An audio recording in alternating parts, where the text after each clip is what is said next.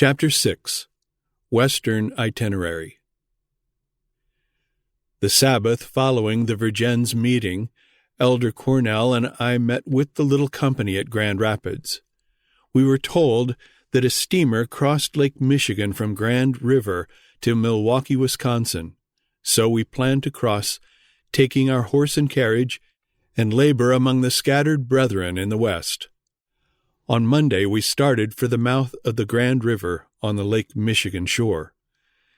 Thinking to make the distance in half a day, we did not take much food, but to our dismay we had a 40-mile drive. After eating our meager lunch, we became hungry by 2 o'clock. While passing through a grove of pine trees, we came upon a half-acre thickly covered with wintergreen plants. What a sight of berries we could pluck by the handful! This find well supplied our lack of food. Toward evening we stopped at a hotel by the lakeside and there learned that the steamer did not run to Milwaukee, but to Chicago. We made the trip in about 20 hours, landing on the west side of the Chicago River on Wednesday in mud a foot deep. Our fine horse had been terrified all the way across due to the noise of the steam and machinery, and would neither eat nor drink while on the boat. After pulling us and the carriage a half-mile through the mud, he was able to rest on higher ground and feed on prairie grass while we replanned our tour. The nearest point of meeting any of our people was Alden, 2 days' journey from Chicago. On Friday, the day we were to reach Brother Chapman's in Alden, as we turned aside to feed our horse, stretched before us was a great mass of large, ripe, wild strawberries. We filled our 12-quart water bucket with berries, then pulled them up by the stems, tying up large clusters. This was a feast for us and the Chapmans for the 3 days we were at their home. Elder Cornell and I had the names of the persons in Wisconsin who were keeping the Sabbath and reading the review, and it was our purpose to call upon them all. On the next Sabbath we visited Brother and Sister Brown in Beloit, and the following Sabbath met with the few believers in Madison at the home of Brother Turner. Though the number was small, we held meetings and had an interesting time. About all the reading matter we had for our people at that time was the 8-page review every 2 weeks, the monthly youth's instructor, a few pamphlets, and Mrs. White's experience and views. After visits with other isolated believers, we came to Koshkonong, where there was a company of 20, the largest number of any one place in the state. We had the name of the most prominent one among them, and as we neared the settlement, we inquired for him. Finally, we saw a man in a cornfield near the road. Elder Cornell said, "I'm going to ask that man the question asked in the Apocrypha of the Old Testament." First he inquired for the home of Milton Southwick. The man said, "He lives in the second house from here." Elder Cornell then asked, "Has righteousness that maketh a man righteous been through this land?" "Yes," the man replied. "There are a few of us here who are trying to keep all the commandments of God. Are you not the brethren from the east of whom we read in the review who were coming to Wisconsin?" The man was Elder Phelps, leader of their company. Here we spent several days speaking to them and neighbors who ventured in. On learning we would come back that way on our trip to Illinois, they promised to seat a grove for a meeting on our return. We were especially anxious to meet J. H. Wagner, former editor of a county paper, who had accepted the truth and begun to preach. He had been active among the Baptists. He lived at Packwaukee, a day's journey farther north. When we reached there, we learned he was holding a series of meetings another day's journey to the west. T. M. Stewart of Packwaukee, who had begun to keep the Sabbath, piloted us with his horse and carriage to the place of Wagner's labors. When we arrived, we found him suffering with granulated eyelids, and so we filled his appointments for him. Then we went still farther north to Meadoman to meet J. M. Stevenson and D. P. Hall, two active First-day Adventist ministers who had just taken their stand for the Sabbath. We held a week's meetings so that they might be more fully instructed in the truth. From this point we began our journey south, with Wagner, Stevenson, and Hall accompanying us as far as Koshkonong. About halfway there lived a devoted brother and his wife who were anxious that their town have opportunity to hear the United States in prophecy. The men accompanying us had no faith we would have a congregation, and voted that I should speak. To our surprise, the schoolhouse was packed. As we journeyed on the next day, these brethren complained that I had taken all the time and not given them a chance to speak. After the Grove meeting at Koshkonong, Stevenson and Hall returned home, and Elder Cornell and I expected to go that night to the home of Stephen Bragg, some 12 miles over an unfamiliar road. A brother who lived only a mile off the road had a request from his 10-year-old son who was suffering from a severe fever that we stop and have prayer for him. The man said, "My boy says that if you will come and pray for him, he will be well." We told the man we did not see how we could turn off the road that distance and still reach Brother Bragg's before dark. After we started out on what we supposed to be the right road, we found our way blocked by a gate and the brother's house just inside the gate.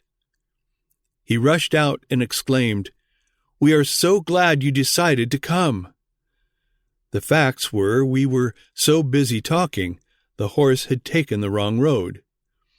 We had prayers for the boy, and just as his faith had claimed, he was instantly healed of his fever. We were able to complete our journey before dark. Brother Chapman at Alden had seated a grove near his house for a 2-day meeting and had thoroughly advertised. The Seventh-day Baptist minister of Bigfoot Prairie canceled his appointments and brought his whole church for the meetings. At that time the country was open prairie and no fenced roads, so we had to keep our course to Shabona Grove 60 miles farther south by sighting some distant object, then making for that object. After spending 2 days here with a devoted couple, we journeyed to Sullivan Heaths at Barren Grove, where we held meetings in a shed between 2 cribs of corn. With our charts hung upon the cribs, we instructed the Heath family as though we had a large audience. Then we went on to Brother Locke's at Salem, Indiana, where they prepared a grove for meetings which were well attended. Just before sundown on Sunday, we baptized 8 souls. After the congregation separated and I was about to change clothing, Brother Bodley requested, "I can't have you brethren leave without taking my stand. Will you go back in the stream and baptize me?" I consented, and in the shades of the evening baptized this earnest soul. The Lord greatly blessed us as we stood alone in the stream. From Indiana, Elder Cornell and I continued on to Plymouth, Michigan. Toward the last of the trip, as I stepped from the carriage, I hit the first finger of my left hand hard against the tire of the wheel, which resulted in a severe infection. When we reached Plymouth, that finger was as large as 3, and my arm swollen to the shoulder. In such misery I could not sleep nights. At Plymouth I received a letter from my wife stating that she and Drusilla Orton had been visiting the Woodhulls, with whom they were formerly acquainted in Rochester, and they were anxious for me to stop at their home in Olcott, New York. They met me at Lockport, and I returned with them. They wished a meeting in Olcott at once. I explained, With this terrible infection, I have not slept for 2 nights." Sister Woodhull said, "Give out the appointment. We will pray, and the Lord will heal you." This was done, and sure enough, all the pain ceased, the swelling subsided, and the core came out of the boil before time for the next evening's appointment. My wife and Mrs. Orton had faithfully presented the truth to the Woodhull family, but they had not made a decision to obey. One morning Mrs. Woodhull asked them, "If this is all true that you've been telling me, and is really the last message, why is there not someone having visions as Joel's prophecy mentions?" All we had of Sister White's writings then was experiences and views. They handed her a copy saying, "Sister Woodhull, we will do your work while you read this." She sat in another room and read while they worked. She would read and sigh and weep tears from her eyes. She said not a word until she had completed the book. "That settles it," she exclaimed. "I am satisfied now. I shall keep the Sabbath." They remained faithful the rest of their lives, and both lived to be over 70 years of age. Since the Michigan believers wished me to live and labor in their state, we left New York on November 1 with a stopover at Milan, Ohio. But such interest was awakened in Huron and Seneca counties, we could not leave Ohio until May 1854. On May 18 and 19 we held meetings in a schoolhouse at Locke, Michigan. Such a crowd came that 2 schoolhouses that size could not have held them. In the emergency, we took out a window and improvised a pulpit in the empty space so we could speak to all the people, inside and outside, seated in their carriages and on the grass. The sight of this large assembly led to conversation the next day as to the feasibility of holding tent meetings. As we traveled to Sylvan, Elder White suggested that by another year we might venture the use of a tent. "Why not have one at once?" Elder Cornell urged. The more we talked, the more we were impressed to do so. On arriving at C.S. Glover's about noon on the 22nd, Elder White explained to him what we thought of doing. He asked what the tent would cost. When he was told that $200 would deliver it to Jackson, he handed Elder White $35, saying, "This is what I think of it." By late afternoon we reached Jackson and saw Brethren Smith, Palmer, and J.P. Kellogg. Each of these expressed his opinion in the same manner as had Brother Glover, with the exception of Brother Kellogg, who promised to lend us all that was lacking to purchase it. Near sunset of that day, Elders White, Cornell, and I retired to a grove and laid the matter before the Lord in earnest prayer. At noon of May 23, Elder Cornell started for Rochester to purchase of E.C. Williams the first meeting tent ever used by Seventh-day Adventists. In the evening of the same day, Elder White and his wife were to take the train for Wisconsin. After seeing Elder Cornell off on his train, we spent the afternoon at D.R. Palmer's near the railroad station. As it neared the time to take the train, Elder White began to pace the floor in a solemn mood. "I feel strangely about this trip," he remarked. "If we had not made an appointment, I would not take the train." He asked that we have a season of prayer for their safety. When we arose from prayer, Elder White said, "We will go, trusting in the Lord."